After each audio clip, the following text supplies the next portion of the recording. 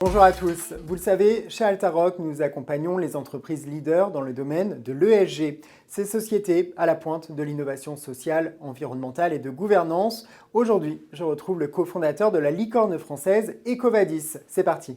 Bonjour Frédéric. Bonjour Damien. Merci beaucoup de nous recevoir dans vos bureaux parisiens. Vous êtes donc le cofondateur et co-CEO d'Ecovadis. Est-ce que vous pourriez tout d'abord revenir sur votre parcours, nous vous présenter? On sait que vous êtes un serial entrepreneur dans l'âme. Alors mon parcours, évidemment on va parler d'Ecovadis, mais très rapidement sur mon parcours, donc effectivement serial entrepreneur, c'est ma 5e société, 27 ans à l'étranger. Beaucoup de travail sur le logiciel, dans le software, c'est un petit peu mon background, comme on dit en anglais.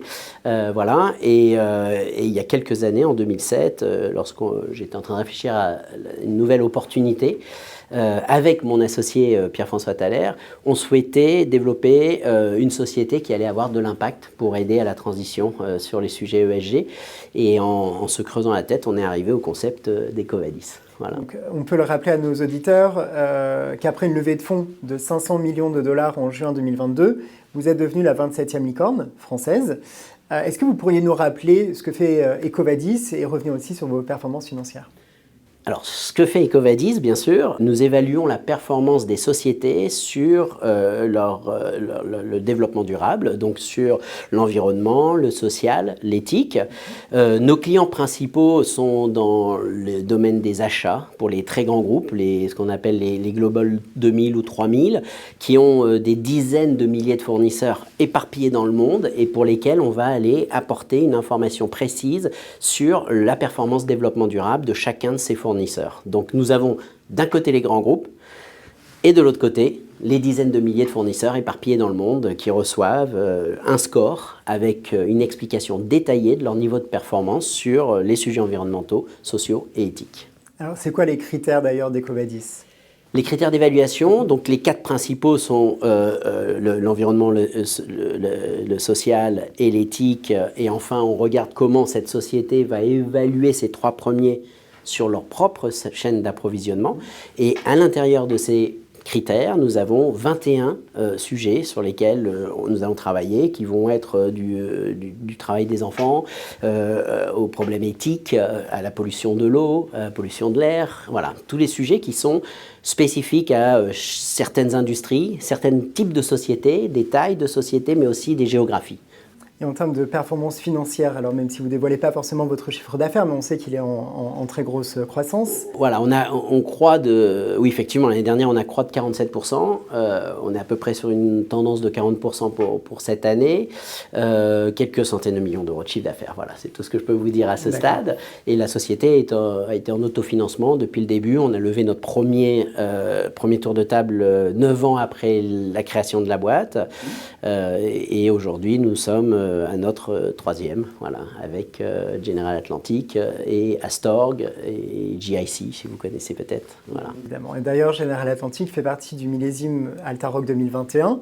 Vous avez donc ouvert votre capital à General Atlantic. Pourquoi vous êtes-vous ouvert finalement à un fonds de private equity ? Alors, on est chez Beyond Net Zero, donc la partie climat de General Atlantic. Donc c'est ce qui nous a un peu séduit quand même, il faut le dire, puisque notre objectif c'est d'avoir de l'impact, c'est de mener le plus grand nombre de sociétés possible vers plus de développement durable. On a choisi d'aller vers le private equity pour plusieurs raisons.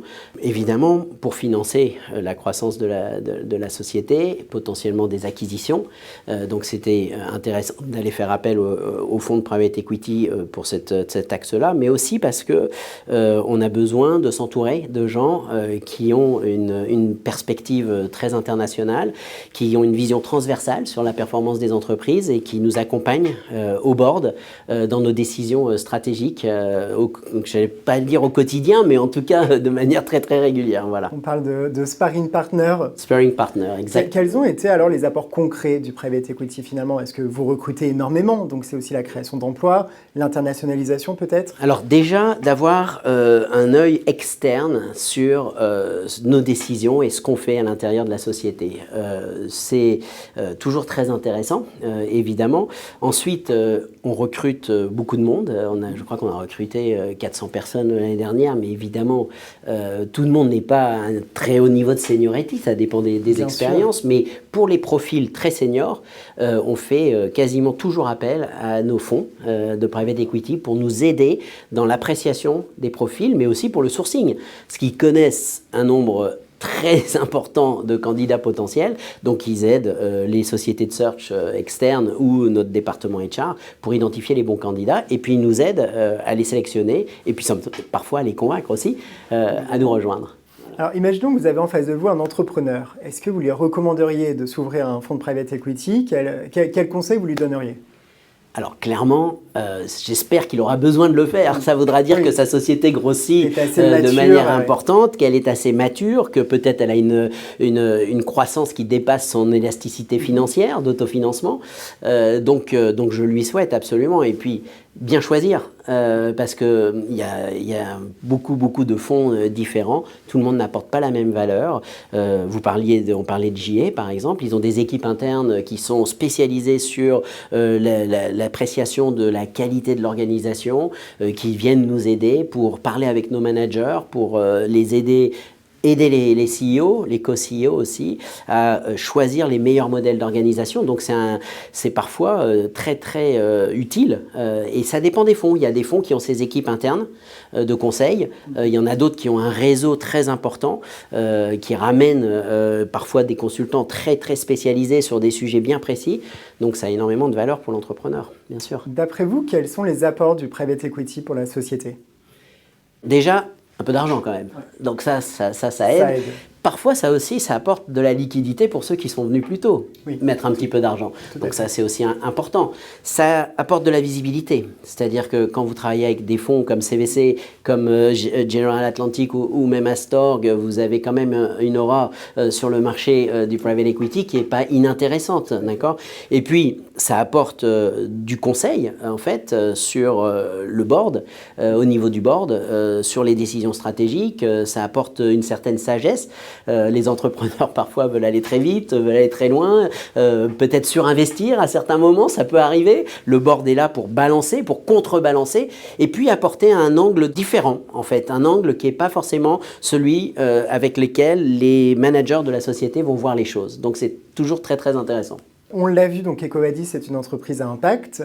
Quels sont vos prochains chantiers finalement? Quels sont vos développements futurs?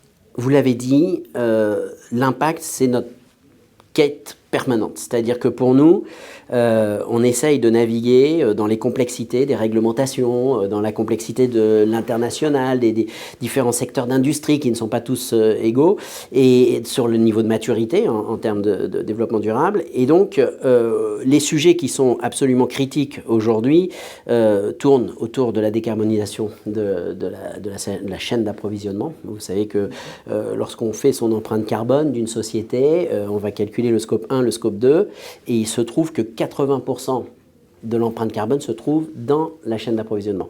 Donc il va falloir aller calculer ce qu'on appelle le scope 3.